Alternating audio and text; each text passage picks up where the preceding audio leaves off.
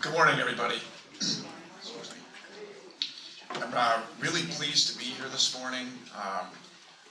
I'm an advisor to the Partners for a Healthy Watershed group. There's a number of organizations that are involved in that as well.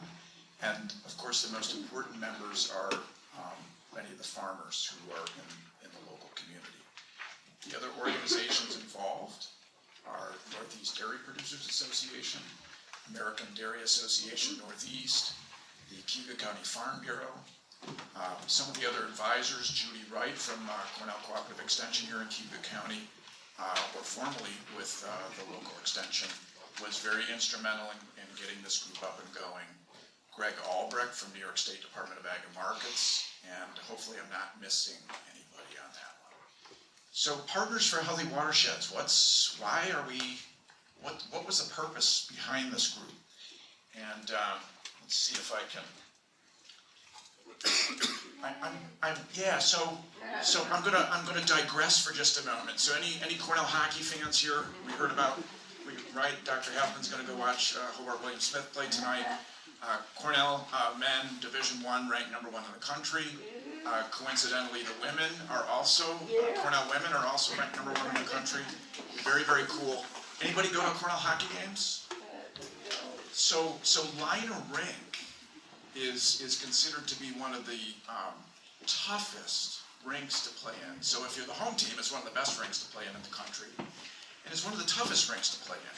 And I have a little clip of something along that line. Bear with me a moment here.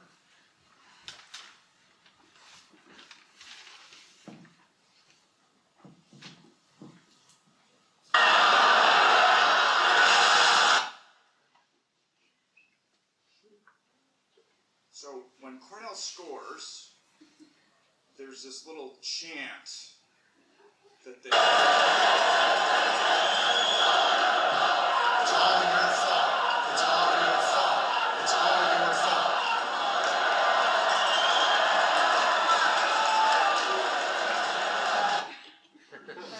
So why the heck did I play that?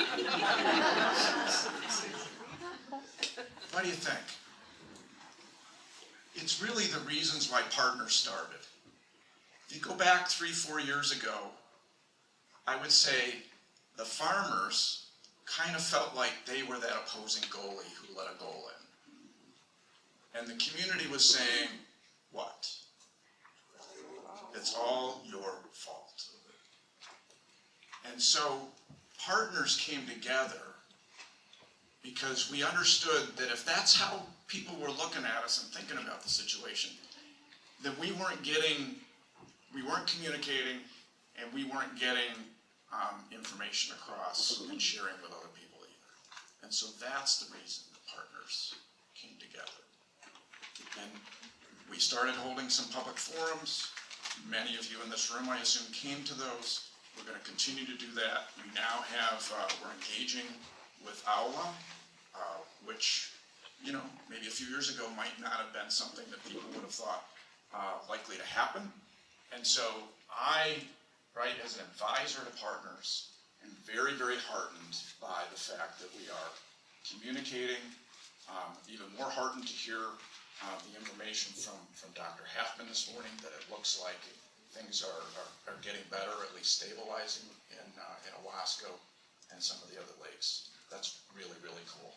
So if you don't take anything else away from what I have to say this morning, I think that's one of the most important messages. Okay. So let's look at these lakes. So I know this is Owasco Lake, and I'm sorry I'm going to wander around a little bit. But, you know, we've got Cuga Lake right nearby. We've got Seneca Lake nearby, Skaneateles Lake nearby. One of the reasons why I think partnership and cooperation is so important is you start to look at these watersheds. So there's 500,000 acres in Cuga Lake watershed. Okay? And something, depending on whose numbers you believe, something like 50% of the watershed is agricultural. Now that's not all row cropland, but a big chunk of that is agricultural. Okay? Seneca Lake watershed, you know, 40% or so is considered to be agricultural. That watershed is also, you know, almost 350,000 acres. come a little closer to home, Owasco Lake, here according to this Finger Lakes Land Trust map, 48% agricultural, another 130,000 acres. So if you're quick at math, you'll understand that that's almost 1 million acres between these 3 adjacent watersheds. And maybe 500,000 of those acres are agricultural related. So how many landowners do you think that is? Awful quiet out there. How many landowners? I mean, I don't really know what the number is, but how many? Right, certainly hundreds, maybe thousands. Maybe a few less land managers of those thousands and thousands of parcels. So you understand why collaboration and cooperation, I think, is so important if we're going to continue to make progress in what's going on. Okay. So I just went through those slides. It's all good. So you add that up, that ag component of those 3 watersheds is like 800 square miles. And even if that was all in one spot, that would be awfully tough to police it alone to get progress. So we really do need, right, we need hearts and minds, and not just coercion as a way to make progress. So that partnership is critical, and I want to emphasize, it is improving dramatically. Just the whole spirit of communication that I have seen over the last 3 and 4 years has evolved dramatically, and that's absolutely critical. And I thank people for participating in that. So what are some of the progress? You know, Doug talked about these things. Doug had a lot of great slides. The projects that they get involved in, they can document quite well how many acres of cover crops, how many wascops, all these different things, how many miles of road ditch have been seeded. There's a lot of things that farmers do on their own. We have no good way to document. So I'm going to talk very generally about practices that I have seen implemented in very large numbers over the last several years as a way to just remind folks. And some of these will overlap with what Doug talked about. So cover crops have substantially increased. Now some years, like last fall where it was cold and wet, it's harder for farmers to get them in. Sometimes those crops don't show up.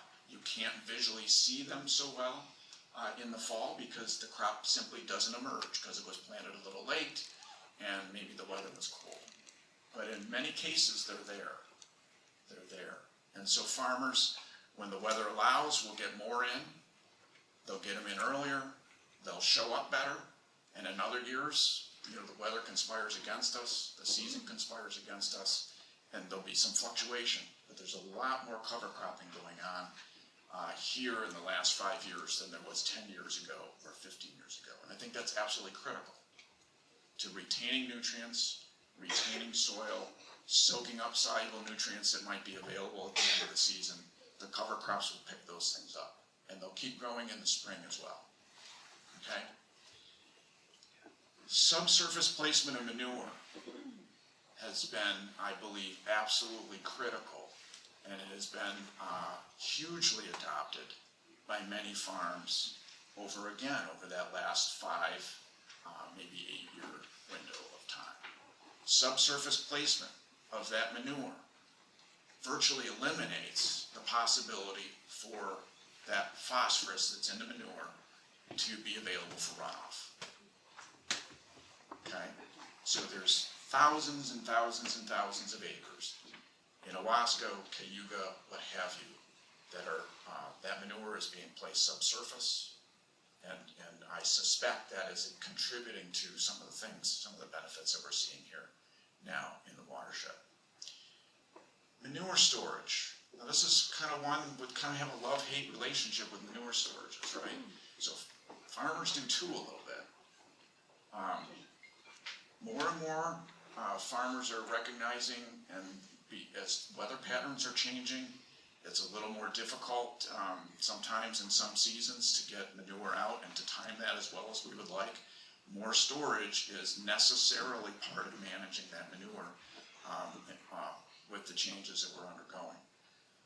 one of the things I see farmers trying to do, and I think one of the things that it's important for community members to understand is that they have manure storages. Many of them have fairly substantial manure storages.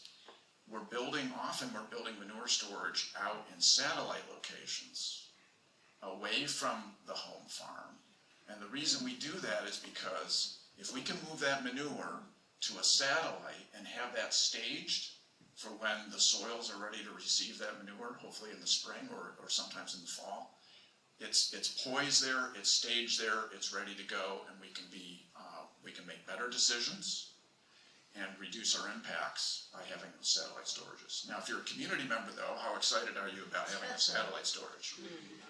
So we're laughing about that, and I just want to point out, right, the tension between the best management practice, that is manure storage, and getting that material placed and staged in the place that can use it, and maybe some of the conversations that you might be having in the community about, gee, we don't want that here. Okay, so I would encourage people to think twice about that and to understand that a satellite storage is a BMP that will help the lakes ultimately, because we're able to manage our nutrients better. So those are some of the barriers to manure storage. I've seen a huge increase in the number of vegetated buffers that are along streams. Most of these are done outside of government programs. I know of farms that have just said, okay, every blue line stream, we are going to leave a buffer in. We're not going to put manure on that. We're going to keep it in permanent vegetation, because we pay taxes on it, and our business is farming and feeding animals, right? I mean, often in many cases in a dairy context, we want to harvest that material. We're going to make them a little bit wider so we can get larger pieces of equipment through there and actually manage it like a ribbon field. Those are things that you would drive by. You might notice the buffer, you might not, but those are the other things that are going on here. And I would say there's hundreds of acres in the county, in the area, that are being managed like this, sort of under the radar, that you guys don't see or notice. Okay, future work. Doug touched on some of this. This is not a dairy farm field. I'm not sure who manages this. Doesn't matter. Every farmer, when they see that, they just cry. Okay, with our storm intensity increasing, with our average annual rainfall up about 5 inches per year over the last 120 years. Farmers are coming and saying, we're seeing more of this. What we used to do 50 years ago on the same fields that worked isn't working anymore, and we're making adjustments for those types of things as well. One of the things I'm really excited about is, and we're hopefully in the final stages of conversations with folks at the Hub and DEC to fund a program. We're going to be in partnership with Doug's crew here in Cuyahoga County and some of the other counties in Owasco Lake Watershed, as well as Skaneateles Lake Watershed. There's a set of tools. They were developed by a private group. It has since been bought by Land O'Lakes. And we have a soil loss calculator software where we take LIDAR from the county, at the county level. That software allows us to estimate soil loss for a whole field. It allows us to map hotspots. This is the type of thing that it can generate, so that's a farm field. The red spots are hot spots, the green spots are relatively low soil erosion. It allows us to compare scenarios where we could actually sit down with a farmer, compare 2 or 3 scenarios. Okay, if you had cover crops every year after corn silage, versus if you had no-till, we can compare those scenarios and work with farmers to pick the options that will get us the lowest soil erosion overall for the field in a scenario that fits the farmer's other goals and needs. Okay, so that package of software, soil loss, we also have a waterway basin builder and a variable width buffer builder tool. So again, Doug showed you pictures of Owasco, right, the water and sediment control basin. This software, we hope, will allow us to accelerate the design and installation of those types of practices around the watershed. We've got to test it out. It hasn't been tried here in New York. That's part of the project, is to partner, bring the funding in, get the software subscription paid for, and actually try it out on some pilot farms. But we want to build some basins and some waterways and some buffers and test that tool out here. So that's, when I'm looking ahead, that's one of the things I'm most excited about, and I think could have really, really cool implications for us here. Okay, so back to line of rink. At the end of the game, when Cornell wins, which has been quite a bit of the time here this year, the crowd will basically look at our Cornell goalie and point down to the goaltending end, and they'll say, "This team is a winning team." And then they point to the losing goalie, to the opposing goalie, and say, "This team is a losing team." Winning team, losing team. Okay? I think here in this context, we don't want to have a winning team and a losing team here with these lakes, right? We all want to be on the winning team. We don't want to have any losing team. And so again, I implore you all to continue on this path with us, to work together to try to keep things going in the right direction. So, thanks.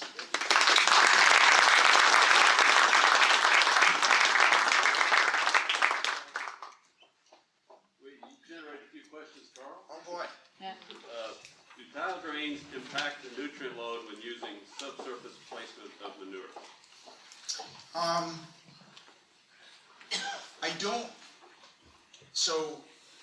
I don't believe they do. So I'm not sure that we have amazing data on that yet. Part of it has to do with the timing. So if you have a conveyance and manure can get there, they can certainly have an impact. And I just did a session yesterday with farmers and a DEC colleague, and we talk about sometimes those tile lines do convey manure to streams and cause problems. What we work with farms to do, though, is to identify and make sure that we're putting manure out there in conditions where we don't get them to the tile lines. And if we find situations where we're doing that, we need to change those fields, change our practices. So it could, yes. Okay, can you speak to the role of and potential of digesters and the challenges for manure management? Yeah, that's a great question. One thing I didn't mention is one of the programs that Partners is sponsoring, and I think we're going to be sponsoring that with Owasco in the next few weeks. We don't have a date set for it. Is an AFO-CAFO 101 session. So my colleague Greg Albrecht and I from Ag and Markets will do a chat. We'll talk through about, what is the AEM program that Doug talks a lot about, and then what really is required of CAFOs, and what's the difference between AFOs and CAFOs. So what was the question again? Digesters. I'm sorry. Okay. So digesters. We look at digesters as a part of a manure management system. Digesters in and of themselves are not a final solution. They don't poof manure. We generate electricity from the CH4, the gas that's made by the certain microbial community that's in the digesters. Is all good stuff. But most of the manure that goes into a digester also comes out of the digester. Nutrients are conserved in a digester. There's a lot of great stuff about a digester. It makes the manure warm. There are other processes that we hope to be able to apply to that manure once it comes out of a digester to partition nutrients. As an industry nationwide, we are working toward getting those systems in place and understanding and developing better processes that are hopefully economic. But right now, again, the digester is a part of a manure treatment system, but it doesn't solve everything. If farmers could build a digester and poof manure, like make it go away, when I say poof, every dairy farm would have a digester. So they're an important tool, but not alone the only answer. Chevron, the big oil company, is advertising on TV some programs for dairy waste treatment in a commercial, one of their commercials. Do you have any information on their program? I don't know. I haven't seen that either. Okay. Farmers typically use herbicides to terminate cover crops. The previous presentation on micropollutants shows some ag-related chemicals in the lakes. Can you speak to the trade-offs between the increased use of herbicides coinciding with cover crops and the micropollutant risk? So I can't speak very much to that. I don't know that we've had an increased use of herbicides, so I'm not sure that that part of the question is accurate. We often terminate cover crops with pesticides, with herbicides, but I'm not sure that cover crops are causing an increase in use. Let's see. What about quantitative measuring of water quality to evaluate best management practices? Yeah, so, Dr. Halfman mentioned a number of times how expensive it is to do the research to buy the equipment, and there will be a lot more quantification of different things when there's more money available to do that kind of work, to be honest. It's a challenge. You can do all sorts of measurements, and because every field's a little different, the soils are a little different, it's hard to understand, okay, I measured this field and monitored it in a very detailed way. How relevant is that to the field next to it or the field down the road? So we've got to do more of it, I think, but there's a point beyond which you just got to do the stuff that you know needs to get done and focus on that.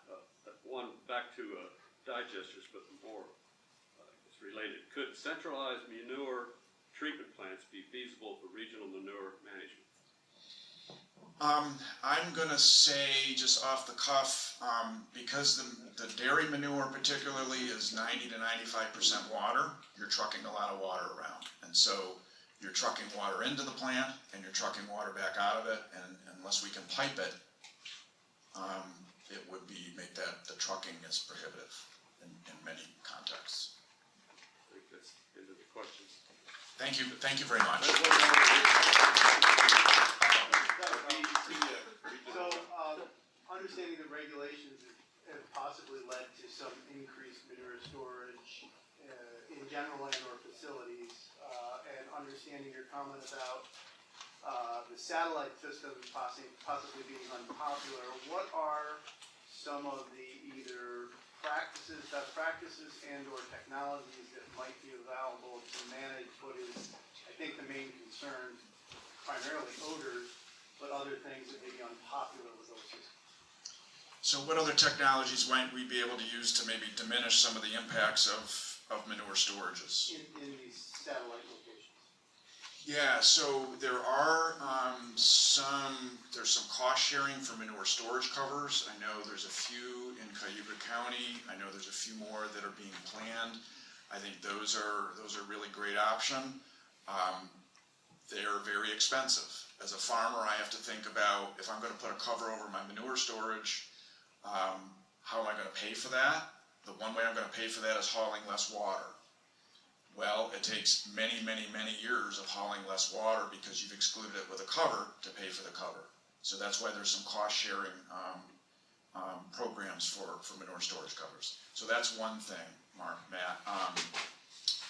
Ultimately, I talked about manure treatment, where a digester comes into play. If we can get the water and the nutrients separated out, then we don't have to have such big storages. So there's a lot of opportunity, I think, if we can get good manure treatment systems that farmers can manage and run that are economical. We could shrink down the package that we have to recycle, and would help us a ton in terms of our timing, in terms of our storage volumes. But on paper we talk about it, but we don't have something we can put out on, you know, Doug Young's farm or anybody else's farm right now. So. Thank you, Karl, very much.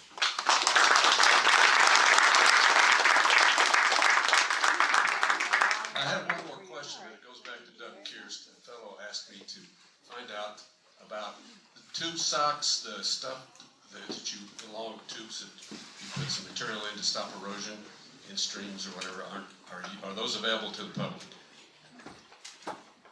They were on that one grass waterway you saw that they staked it out and looked like a big snake. Yeah, they're compost filter socks. So they are a sock. It's like a mesh type of material. We get them. You can get them from EJP, for example, out of Syracuse. Any type of stormwater facility, or whoever sells that type of material. That's where we get them from. There are the Tompkins County Soil and Water Conservation District just received a grant a few years ago to buy one of the sock makers. And it works really well. You can get different sizes, you can put different material in it, topsoil, compost, mulch, if you needed water to flow through them. We've been applying for grants, and unfortunately that's one of the few that we've been unsuccessful at receiving, but we're going to keep working at it. They're over $100,000, and we just don't have that in the budget right now. But yeah, they're great, and they're easier to use as silt fence for perimeter controls. Doug, excuse me, do they work good on drainage tiles? Field drainage too? No, they're more of a restriction than anything. Thank you. I want to thank everybody for attending. I think we've learned a lot, and things are going in the right direction. More collaboration, more partnerships. Thank